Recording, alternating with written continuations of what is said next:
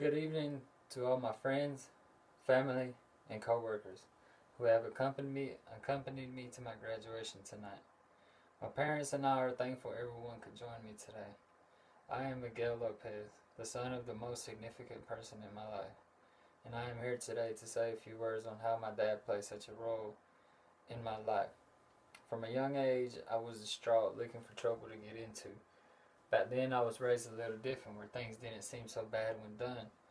Suddenly, my life would make a complete 360-degree turnaround. My dad started going to church more. I thought things were not going to change, but I was wrong. Things would change completely. My dad started talking to me about church. Sometimes I became confused with all these new conversations. In turn, my dad was giving me a reality check that religion is an important factor I should take into my life. I kept this in mind for some time but did not think too much of it. One weekend I went to a river and went for a swim.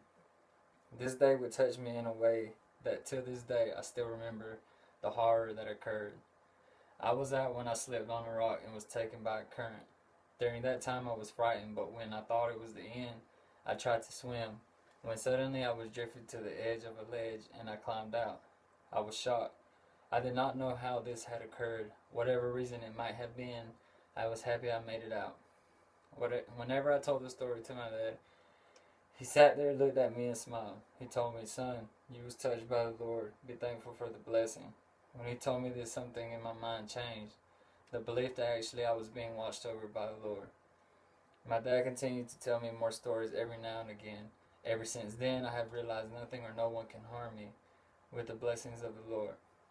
I stopped with my mischief and began to know better than to do things that can get me in trouble. My dad did not need to use a belt. He simply gave me the word of the Lord. Needless to say, not everyone is perfect. Temptation will get you at some point.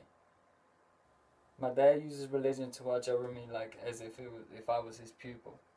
When I feel depressed, my dad comes to me with the word of the Lord to rescue my happiness.